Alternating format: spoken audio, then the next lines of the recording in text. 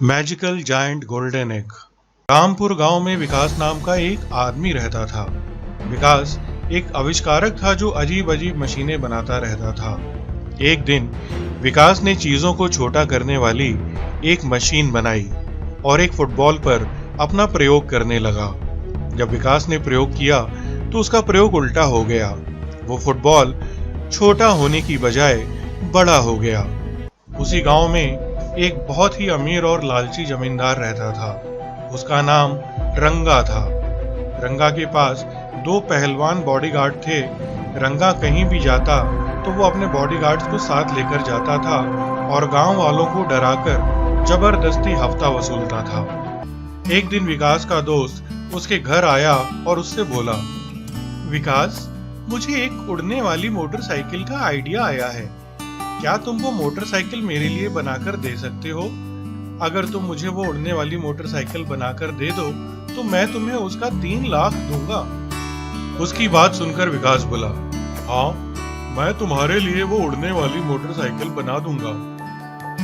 मुझे 1 महीना लगेगा वो मोटरसाइकिल बनाने में। तुम 1 महीने बाद आना और अपनी उड़ने वाली मोटरसाइकिल ले जाना। विकास ने उड़ने वाली मोटरसाइकिल बनाना शुरू कर दिया और 2 ही हफ्तों में मोटरसाइकिल बनकर तैयार हो गई। फिर विकास सोचने लगा, मैंने ये मोटरसाइकिल इतनी जल्दी बना ली, मगर मैं उसे अभी ये नहीं बताना चाहता।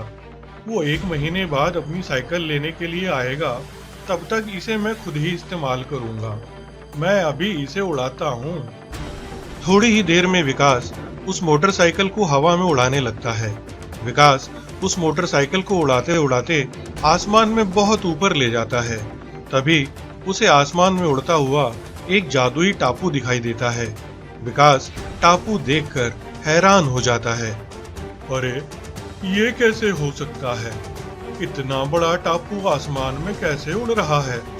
इस टापू पर जाकर देखता हूँ कि इस पर क्या है। विकास उस जादुई टापू पर पहुंच जाता है। टापू पर घूमते हुए वो उस टापू पर एक बहुत विशाल मुर्गी को देखता है।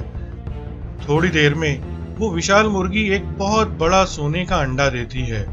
विकास उसे देखकर चौंक जाता है और सोचता है, लगता है ये एक मायावी मुर्गी है जो सोने का अंडा दे रही है। अगर ये अंडा मुझे मिल जाए तो मैं माला माल हो जाऊंगा।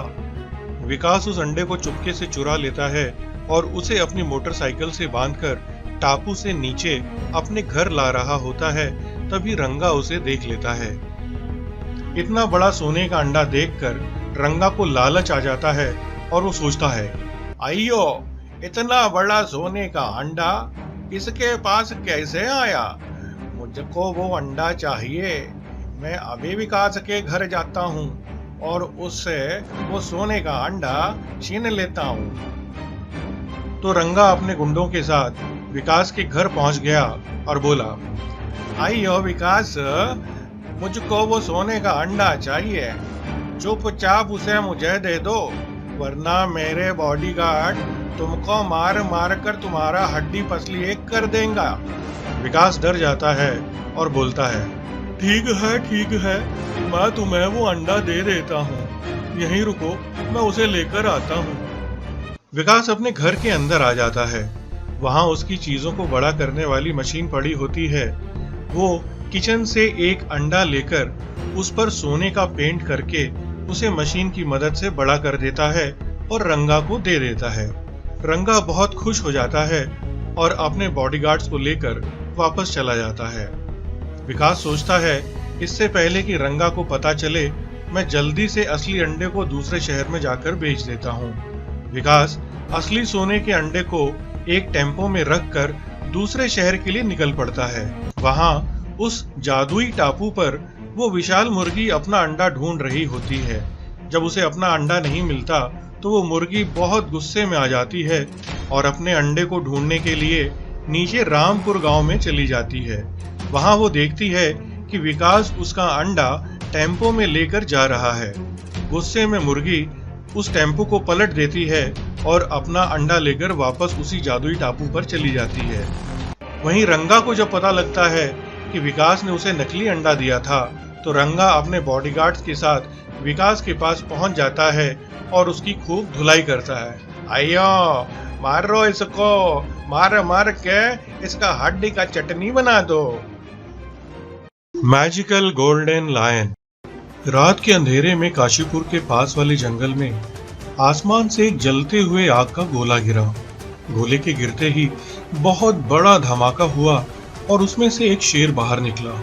वो शेर पूरा सोने का था और किसी खास व्यक्ति की तलाश में धरती पर आया था, जिसे ढूंढने के लिए वो गांव की तरफ बढ़ने लगा।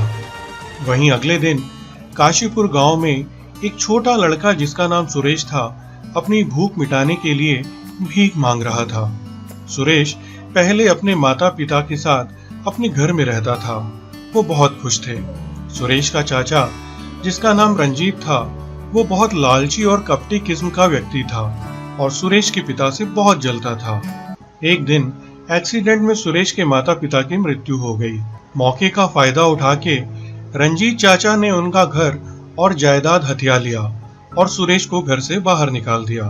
तब से सुरेश भीख मांगकर अपना पेट भरता था और गांव में सड़क के किनारे सोता था। थोड़ी देर बाद जंगल में उसी जगह एक और जलता हुआ गोला गिरा, जिसमें से एक शैतान बाहर आया और गांव की तरफ बढ़ने लगा। दूसरी तरफ वो सोने का शेर शहर में चलते चलते उसी जगह पहुंच गया जहां सुरेश सो रहा था। शेर की आहट से सुरेश की नींद खुल गई और उसने देखा कि एक पूरा सोने का शेर उसके सामने खड़ा है। सुरेश बहुत डर गया। तभी शेर बोला, डरो मत, मैं एक मायावी शेर हूँ और मुझे तुम्हारी मदद की जरूरत है। सुरेश डरते हुए बोला, मदद? मुझसे? मैं तुम्हारी क्या मदद कर सकता हूँ? मेरे पास तो कुछ भी नहीं है। शेर ने बताया, शैतान लोक का एक बहुत ही खूंखार शैतान मुझे मारना चाहता है। उसे सिर्फ एक ही जादुई तलवार से हराया जा सकता है और वो तलवार सिर्फ तुम ही इस्तेमाल कर सकते हो। मैं तो एक साधारण इंसान हूँ, ये मुझसे नहीं हो पाएगा। तुम किसी और से मदद मांग लो। तुम कोई साधारण इंसान नहीं हो। तुम्हारे पूर्वज सदियों से उस जादुई तलवार के रक्षक थे और वही उस तलवार को इस्तेमाल कर सकते थे। तुम में भी अपने पूर्वजों का खून है। तुम ही उस तलवार का इस्तेमाल कर सकते हो।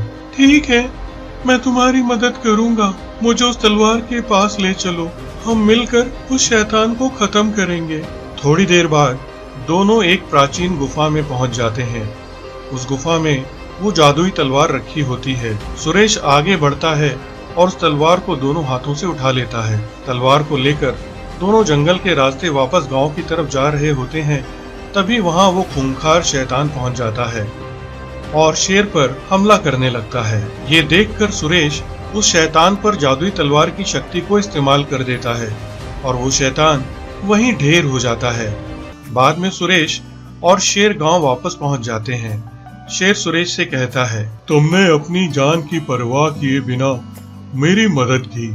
अब इसके बदले में तुम्हारी मदद करूंगा। तुम्हें जब भी और जितना भी पैसा या सोने की जरूरत हो, मैं तुम्हें दूंगा। शेर अपनी शक्ति का इस्तेमाल करता है और बहुत सारे पैसे अचानक से सुरेश के सामने आ जाते हैं। इतने सारे पैसों को देखकर सुरेश बहुत खुश हो जाता है। कुछ ही दिनों में उस शेर के दिए हुए पैसों और जादुई तलवार की शक्ति से सुरेश एक बहुत बड़ा और आलीशान घर खरीद लेता है और बहुत अमीर बन जाता है।